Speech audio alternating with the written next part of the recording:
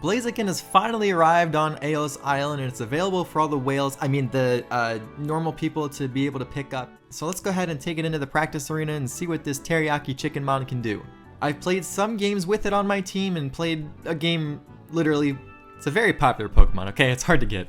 But needless to say, with those credentials in hand, I'm pretty much a Blaziken expert at this point. And yes, Torchic is freaking cute. I mean, look at its little hair flap in the wind. So let's start off by looking at his basic attack. So this thing actually doesn't have a boosted basic attack, which is pretty interesting. However, depending on what form you're in from fist or kick mode will actually depend on whether or not you have increased attack speed or increased attack range. Onto the passive of Blaze, it works very similar to how Cinderace's works, where each basic attack or move causes a fragment to be put onto the target. Now the game says 4 fragments, but in practice it really feels like 5. So 4 moves will, put 4 out of 5 on it, and then the 5th one will actually make it activate. But once it activates, it does an extra chip of damage and will restore your HP. And if you're below half HP, it will restore even more HP, which is pretty neat. So an easy application of that is anytime you're around the 850 birds or 720 birds or whatever, 8 o'clock birds even, you can try and get as many procs as you can. Now granted, you have to get them before the bees perish, but it's something you can try to do. Aerial Ace is just a dash, and if you hit something, you get a second charge of the dash, so it's nothing fancy. Ember also isn't too fancy. Once it hits something, it just kind of lowers the movement speed of whatever it hits. Once you hit 5, you are forced into Blaze Kick. It's an unstoppable dash that shoves, deals damage, and lowers movement speed. However, if you shove them into a wall, they'll be stunned instead of receiving a movement speed decrease. Plus version is increasing the speed decrease and the stun duration, so yay, more CC. Pokemon Unite needs that. So as level 5, you have a nice little combo you can do of doing Aerial Ace followed by a basic Aerial Ace, basic, Blaze Kick, basic. It's really all you can do at this point. Now if you have a Muscle Band or a Razor Claw, you can imagine that damage is really going to stack up, so you definitely want to get this down in your muscle memory. It actually plays very similar to how Scyther plays, and I actually did a guide on Scyther, so if you enjoy Blaziken's playstyle, I found that it's fairly similar to Scyther in how I play it. So if you want to see how to look like that, definitely feel free to check out the link in the description. There's a whole lot of information on how to be good with Scyther, so check it out. Anyway, back to Blaziken. Overheat is the most satisfying move in its entire kit. It's just this big giant blast of fire that does a huge chunk of damage and is really good for securing, which is important to keep in mind.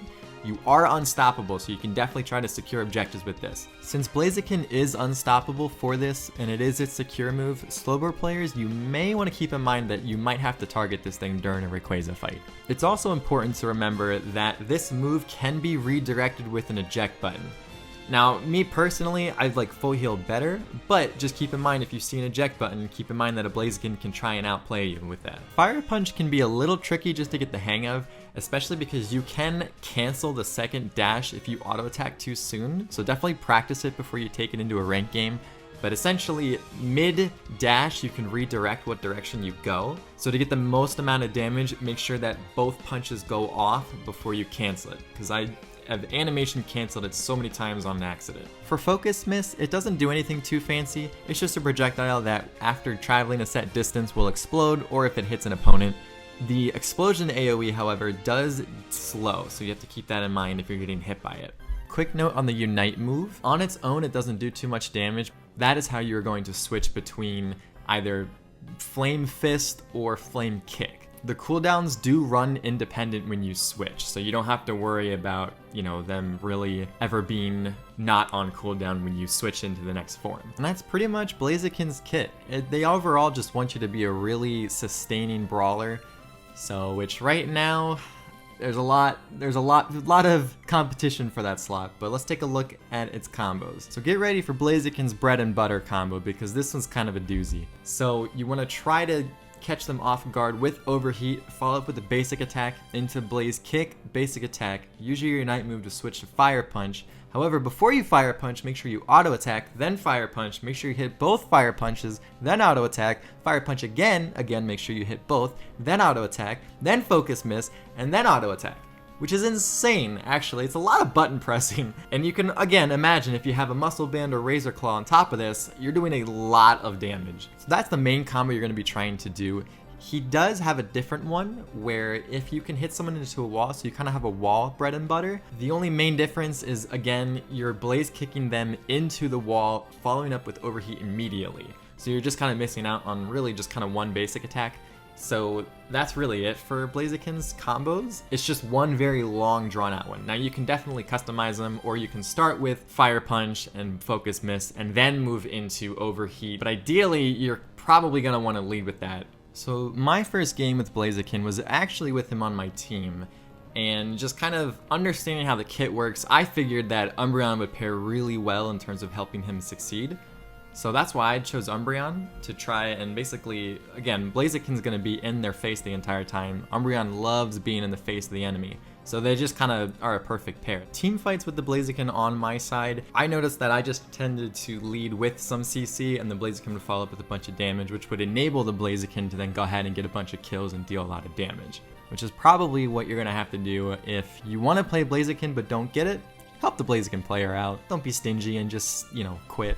So game 1's damage pretty much reflected exactly that. We had pretty more or less had the Eldegoss and the Umbreon just kind of leading the charge, and then the Blaziken would come in afterwards and just clean up house. So it really felt like I was fighting alongside an Urshifu Water. Game 2, I actually matched into the same Blaziken player, but this time, so the first game Blaziken was jungle, and then the second time the Blaziken was in lane.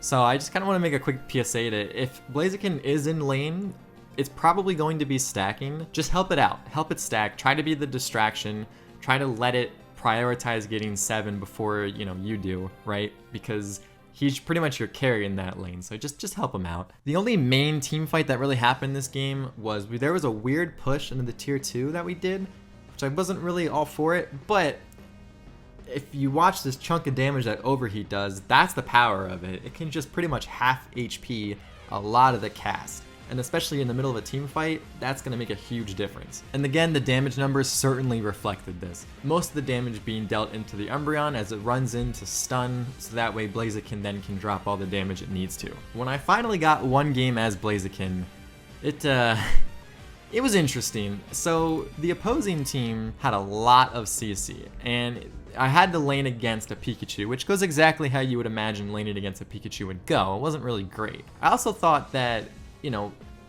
there was a couple moments where I just wanted to limit test the Pokemon. So up here there was about 4, and I just wanted to run in there and do as much as I could. Notice Crustle was very, very low, so I just Fire Punched directly into the bush. And then I forgot CC is a thing, got CC'd, and then Mewtwo is... Oh yeah, Mewtwo's in the game, so that sucks. So then I found another area where there was just an Eldegoss all by its lonesome, and so I went in to attack it, and it turns out more than half the team was in there. So that wasn't very fun. The last limit test opportunity I had, Blastoise tried to push Blaziken in, and I tried to win for Blaziken, but again, Mewtwo is still Mewtwo, unfortunately, so I just didn't really get a chance to do too well. But there was one area where an Eldegoss tried to eject away, and based on the range of it, I actually think you can't really eject directly away from Overheat. You might have to eject either towards the Blaziken or above or below, but going just straight up away, you'll probably still get hit by it. And again, the damage numbers reflected that. I was being a little bit too aggressive, which is why I was hit over 25% of the time. Really wasn't able to dish out too much damage because I would run in, get CC'd, and just take damage and die before I could really deal anything. Totally my fault. But not the point. Point is, it helped me learn what this character can and cannot do, and then I want a full heal when I'm using this thing. And to be honest, as closing thoughts for Blaziken, I really felt like I was just playing a watered down Urshifu. So like at level 5, you kind of have a similar thing going, but at that point, just play Urshifu. It's so much better, unfortunately. Now, if you have to take it into lane, that's another story. Torchic's laning phase really isn't that bad. Ember is an okay secure, but as far as Cubfu goes, I mean, it kind of has to be in the jungle. It doesn't have to be, but in solo queue, you probably are. So as for where Blaziken will ultimately fall, I don't know that it replaces Urshifu. It's definitely way more fun than Urshifu, but I would be shocked if it replaces it. Because Urshifu at least has the ability to cause CC with the Surging Strikes and even defense reduction with Liquidation, and plus it can give itself a shield all while healing, whereas Blaziken can only heal if it happens to get all 5 of those fragments onto the target to then get some HP, and it doesn't really feel like a lot. So again, Blaziken, super fun. Is it worth buying it? I mean, if you like it, yeah, I would say so. It's definitely fun to play. It's not weak by any means. It's not OP. Anyone saying so is just trying to clickbait you. It's just a nice, I feel like a balanced Pokemon for once. And since I like balanced Pokemon, I'm gonna do something stupid. If somehow I hit 500 subscribers, I'm gonna do a thing where I'm gonna play Blaziken, and every time I die, I'm gonna find some ridiculously hot and/or spicy chicken wing and eat it. And just continue to play until I either actually die or melt my tongue off.